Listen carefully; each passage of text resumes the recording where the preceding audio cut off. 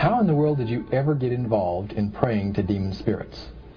A fellow that had been on a particular ship with me, he told me, hey, I got something fantastic to tell you. He said, I am affiliated with people that speak with the spirits of the dead. How would you like to talk to the spirit of your dead mother? And I was shocked. I was shocked. He said, you wouldn't be afraid of talking to the spirit of your dead mother, would you? Well, I said, I'll tell you what, I would have to give that some thought, because it's something I never thought about before in my life. Most of us probably haven't. A little afraid of something like that. Well, he says, you know, it's written all over your face. You're afraid of going to a seance. But he says, I know you. You're going to come. And then he started telling me how brave I was when I was aboard ship, you know, different things. He says, you're not the same man. You've changed. You're chicken. That's all I needed to hear. I said, when do we go to a seance? So one Saturday evening, we were in the place. It was the very first time. Very beautiful place. The medium was a lady. She had a gorgeous new home in Montreal. And there were about 20 invited guests there. I wish I was one of them. And she communicated with the spirits for there's different people there. And they were telling them what the spirit said. One man said, I would like to talk to my friend that died 6 months ago. But I don't want him to appear. Just want to talk to him. Because he says, I don't trust you talking to my friend for me. So the medium says, let me inquire of the spirit. Yeah, the spirit will talk with you. And that big masculine voice was heard in the place. It says, hi, Frank. It's nice of you to ask for me to talk with you. And they had a little chat. And after it was over, Frank says, this is the greatest thing on earth, to be able to talk with the spirits of the dead. Then the medium said, we have a very special surprise tonight for you people. A spirit will manifest itself openly here in a few minutes.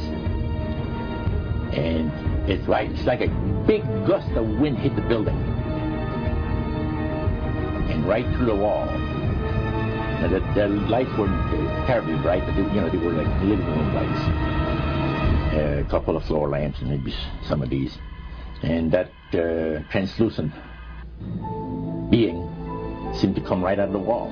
How did you feel right at that moment? It's almost like my heart stopped a little bit. You know, very weird feeling. So it was a lady in a beautiful evening gown, soaring. And she said to Mary, my dear sister, you are so wonderful to have asked for me. And Mary fainted and fell right off her chair on the floor. And a couple of guys jumped up and picked her up, and straight gone. And that was the beginning of it. That's how you got into it. Yeah, that's the way I got into it. After a while, you see, there's something interesting about the human mind. You can adjust an awful lot of stuff. You can adjust to a lot of things that would terrify you to begin with. After a while, they become common and ordinary. So you mean contact with the supernatural can become commonplace and ordinary and doesn't bother anybody? Yeah. In other words, the more that you do it, you're not uncomfortable. That's right. It's just not an uneasy feeling. Yeah. So how did you feel about it? Then I got into a secret society that worshiped the spirits, you see. Well, how is that different from the seance, Roger? It happens that the seance are not involving in many ways. But when you get into a secret society of spirit worshippers, then, and especially when you're invited there by the direction of the higher-ups in the spirit world, you never get out of there alive. And this is exactly what my friend and I were up against. We didn't know anything about. And there was a very, very popular big band leader, jazz band, Yeah, very famous. And one night we went to one of these seances, and he was with his wife. So Roger, you're at this restaurant. What happened? We sat there, and we had our favorite alcoholic beverages, you know. And as we talked,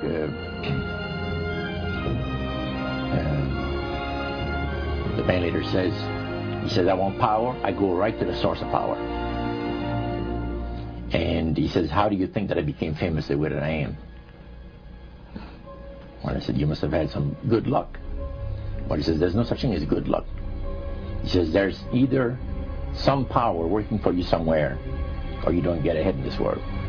Not in my type of occupation. So it went from there. We got talking about spirit worship. Did it intrigue you? Or did it make you want to find out more about what exactly he was talking about? Yeah. So he said the supposed spirits of the dead that you're talking with are demon spirits. You're fallen angels. You're beautiful beings. Just set it out, just like that. Oh, yeah. It didn't make you uneasy when he said they were... Well, you know, it shocked you a little bit, you know. Something that you first hear mentioned to you. He said, you guys have got a great future ahead of you. Because we've been told, the high priest of our society, secret society, has been told that the master has very special plans for you too. Now, what did he mean by the master? Satan. And we were interested to hear more about it. And he told us, he says, look, we worship spirits.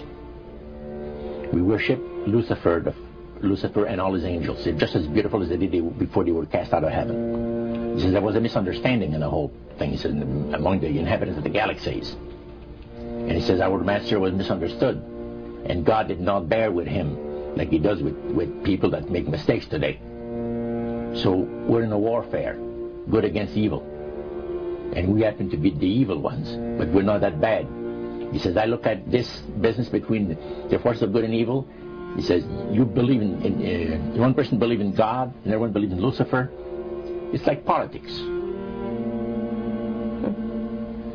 So the great controversy is real.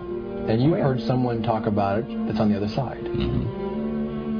And to these people, they are sold to the fact that Christ will not return to this planet with power and great glory. He's going to abdicate all claims to the planet. Because the high priest once said that Christ will abdicate all claims to the planet because he knows that it is lawfully and rightfully Satan's. And at that time he says, so the priest says, well now, he says, for those of you that are new, let me tell you that this is the most feasible way, he says, to please the spirits. Is to deride Christ and his people, you know, and his church and all that. So they sing out of Christian hymnals. They didn't sing Christian words to the hymns, however. Well, they changed a lot of them. Yeah. Not really It's a form of blasphemy. Yeah. Such as you see today in the rock music world. You see the entertainers, they have these crosses. The ladies got earrings, crosses.